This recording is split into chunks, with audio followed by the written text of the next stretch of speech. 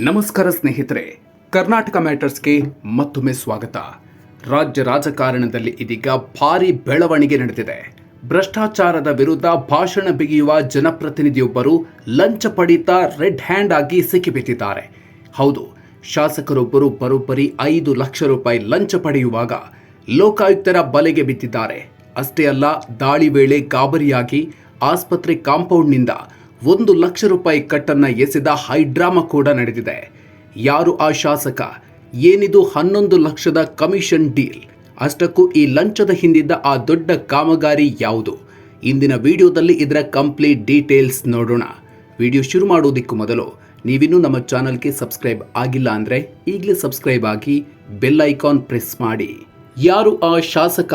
ಏನಿದು 11 ಲಕ್ಷದ commission deal? ಸ್ನೇಹಿತರೆ, ಗದಗ ಜಿಲ್ಲೆಯಲ್ಲಿ ಈ ಶಾಕಿಂಗ್ ಘಟನೆ ನಡೆದಿದೆ. ಶಿರಹಟ್ಟಿ ಕ್ಷೇತ್ರದ ಬಿಜೆಪಿ ಶಾಸಕ ಡಾಕ್ಟರ್ ಚಂದ್ರು ಲಮಾಣಿ ಅವರೀಗ ಲೋಕಾಯುಕ್ತರ ಅತಿಥಿಯಾಗಿದ್ದಾರೆ.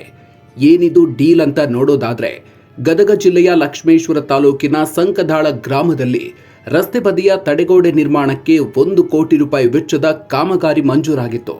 ಈ ಕೆಲಸವನ್ನ ಸಣ್ಣ ನೀರಾವರಿ ಇಲಾಖೆಯ ಕ್ಲಾಸ್ 1 ಗುತ್ತಿಗೆದಾರ ವಿಜಯ್ ಪೂಜಾರ್ ಅನ್ನೋರಿಗೆ ನೀಡಲು ಶಾಸಕ ಚಂದ್ರು ಲಮಾಣಿ ಬರೋಬ್ಬರಿ 11 ಲಕ್ಷ ರೂಪಾಯಿ ಕಮಿಷನ್ಗೆ ಡಿಮ್ಯಾಂಡ್ ಮಾಡಿದ್ರು ಎನ್ನಲಾಗಿದೆ.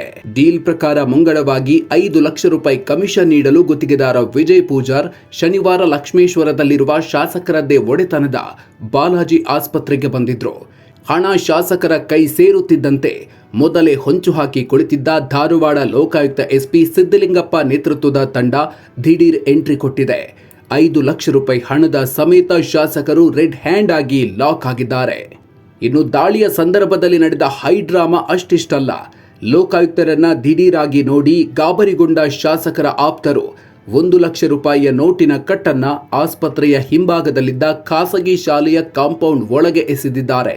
ಆದರೆ ಬಿಡದ ಅಧಿಕಾರಿಗಳು ಆ ಹಣವನ್ನು ಹುಡುಕಿ ವಶಪಡಿಸಿಕೊಂಡಿದ್ದಾರೆ.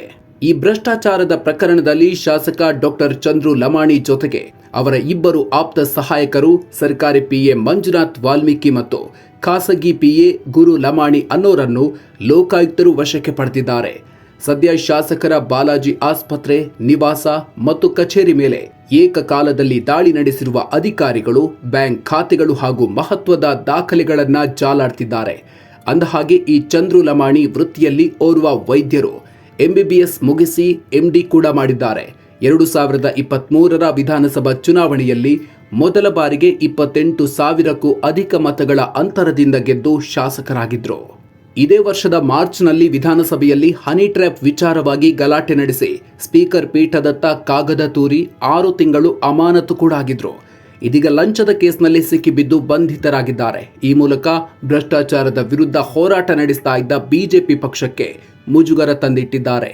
ಈ ದಾಳಿಯ ಬಗ್ಗೆ ಪ್ರತಿಕ್ರಿಯಿಸಿರುವ ರಾಜ್ಯ ಗುತ್ತಿಗೆದಾರರ ಸಂಘದ ಅಧ್ಯಕ್ಷ ಮಂಜುನಾಥ್, ಇದು ನಮ್ಮ ಹೋರಾಟಕ್ಕೆ ಸಿಕ್ಕ ಜಯ. ನಾವು ಮಾಡ್ತಾ ಇದ್ದ ಕಮಿಷನ್ ಆರೋಪಕ್ಕೆ ಈಗ ಸಾಕ್ಷಿ ಸಿಕ್ಕಂತಾಗಿದೆ. ಶಾಸಕರೇ ಈ ರೀತಿ ಕೆಲಸಕ್ಕೆ ಇಳಿಬಾರ್ದು.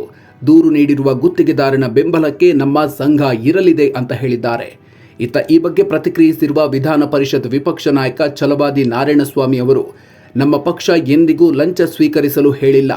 ಇದರ ಹಿಂದೆ ಸತ್ಯಾಸತ್ಯತೆ ಏನಿದೆ ಅಂತ ಪರಿಶೀಲನೆ ಮಾಡ್ತೀವಿ ಅಂತ ಜಾರಿಕೊಂಡಿದ್ದಾರೆ. ಒಟ್ಟಿನಲ್ಲಿ ಸ್ನೇಹಿತರೆ, ಜನಸೇವೆ ಮಾಡಬೇಕಾದ, ಅದರಲ್ಲಿಯೂ ವಿದ್ಯಾವಂತ ವೈದ್ಯರಾಗಿರುವ ಶಾಸಕರೊಬ್ಬರು ಈ ರೀತಿ ಕಮಿಷನ್ ದಂಧೆಯಲ್ಲಿ ರೆಡ್ ಹ್ಯಾಂಡ್ ಆಗಿ ಸಿಕ್ಕಿಬಿದ್ದಿರೋದು ರಾಜ್ಯ ರಾಜಕಾರಣ ಯಾವ ಮಟ್ಟಕ್ಕೆ ಕುಸಿದಿದೆ ಅನ್ನೋದನ್ನ ತೋರಿಸುತ್ತೆ.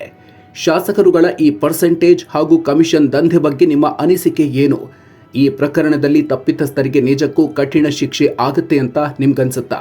ನಿಮ್ಮ ಅಭಿಪ್ರಾಯವನ್ನ ಕಾಮೆಂಟ್ ಬಾಕ್ಸ್ನಲ್ಲಿ ತಪ್ಪದೇ ತಿಳಿಸಿ. ಈ ವಿಡಿಯೋ ಇಷ್ಟ ಆಗಿದ್ರೆ ಲೈಕ್ ಮಾಡಿ, ನಿಮ್ಮ ಸ್ನೇಹಿತರೊಂದಿಗೆ ಶೇರ್ ಮಾಡಿ. ಮುಂದಿನ ವಿಡಿಯೋದಲ್ಲಿ ಮತ್ತೊಂದು ಇಂಟ್ರೆಸ್ಟಿಂಗ್ ವಿಚಾರದೊಂದಿಗೆ ಮತ್ತೆ ಸಿಗೋಣ.